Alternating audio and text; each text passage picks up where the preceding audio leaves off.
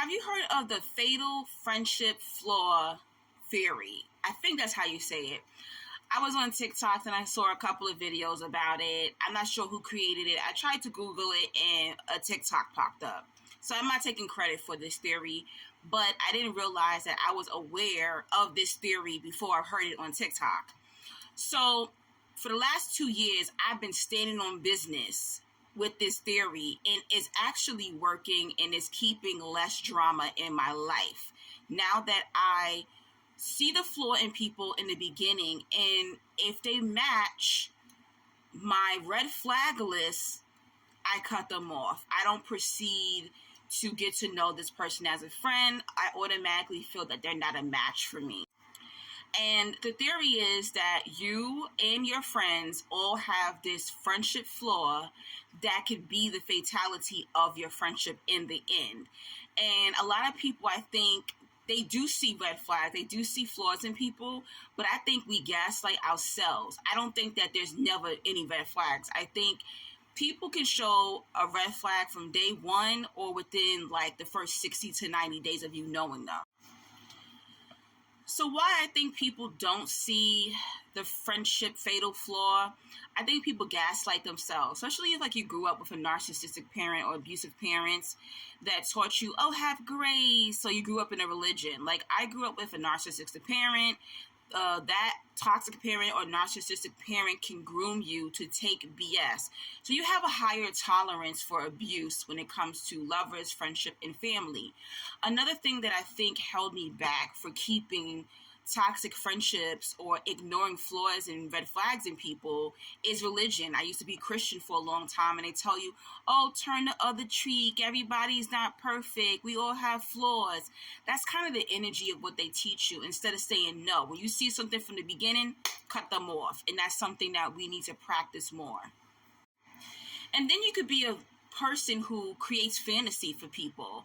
Because you're that desperate for friendship, you literally project your own good qualities onto people, or you create this character image just to keep a body around because you don't want to hang out by yourself. You can't stand to be in your own presence. So you overlook these horrible characteristics and things that these friends are saying to you. And this is why you keep these people around. So for a long time, I think my fatal friendship flaw is that I always collected what people did to me. I always saw from the beginning, and get to understand that when you don't say anything, when you don't address people's behavior, things they said and things they're doing to you, they think you're dumb. They think you're slow. And they're like, I'm going to up it a notch. This is why the abuse and the sneak disses increase, because they really think that you're dumb and you're not aware of what they're saying and doing to you. So I used to collect, keep tabs of what people said and did. And then when I reached my level of tolerance, that's when I ghosted them, blocked them, and disappeared on them. And some of them went batshit crazy and tried to email me, show up at my house, and they act totally confused. And they were confused because they're in their head like, she never saw that abuse, she never addressed it. So I don't do that anymore. If I see a flaw in a friend and it matches the same qualities or evilness, wickedness that it did with people who I cut off in the past, I immediately end that friendship. I don't care how short I've known them or how long I've known them, they got to go. And I have been standing on business with this for probably about 2 years. So the theory says that you see this friendship fatal flaw in a friend and you feel like, oh, I won't be annoyed that much, and you keep them as a friend.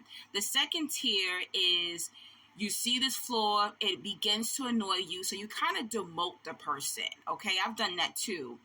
I had a friend for like over 10 years, and I realized I was there for her through everything.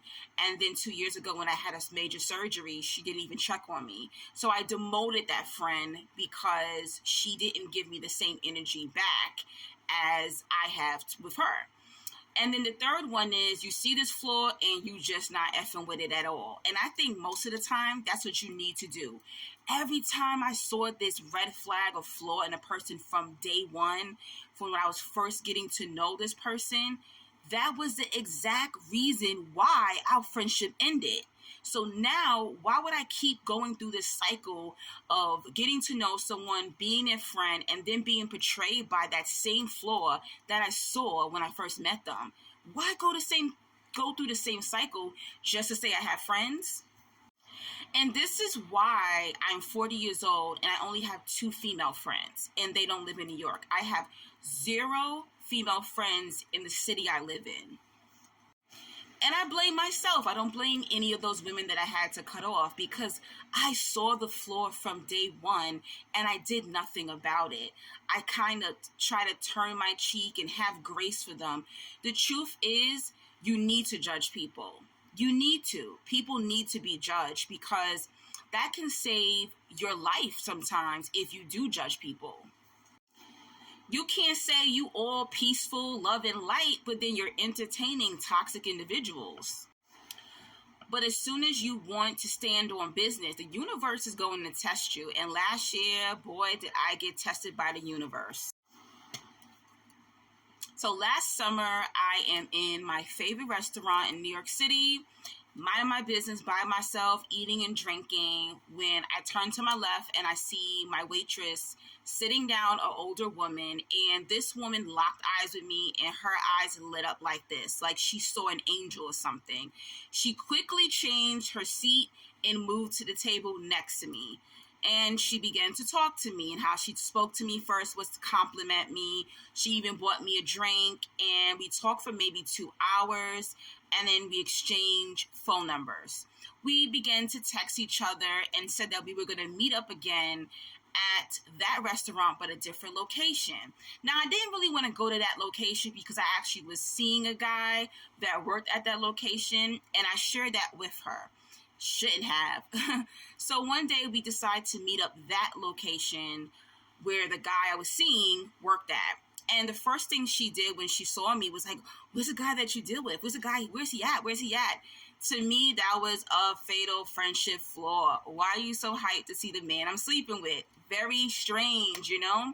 The second thing was she was sharing so many experiences about her sexcapades.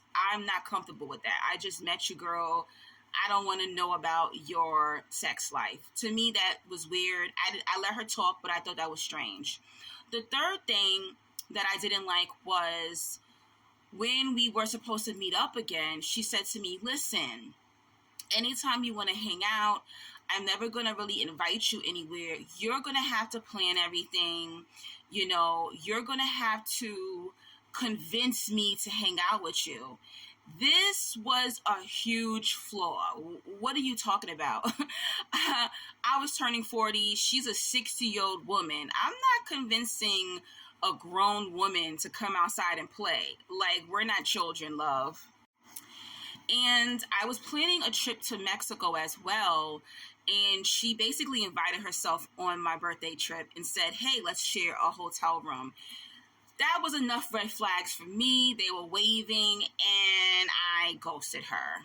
And, you know, I don't think that she was a bad person. She just wasn't a friendship match for me.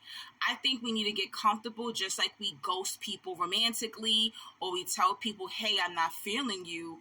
We need to be comfortable with telling people, "Look, I don't think that we're a friendship match." Yes, some people will go crazy. Some people will feel rejected. Their ego will be hurt. Some people might show up at your house or text you or call you from different numbers. But it's better to let people know, like, "Look, we're not a match friendship-wise." Now, when I see a fatal friendship flaw, I'm not even going to pursue that friend. I'm not going to pursue her or him, because I already know how it's going to end. Every time I saw something from the beginning, that exact thing is why that friendship ended. So, will you be practicing the fatal friendship flaw theory? I think you should. Stop wasting your energy and your time.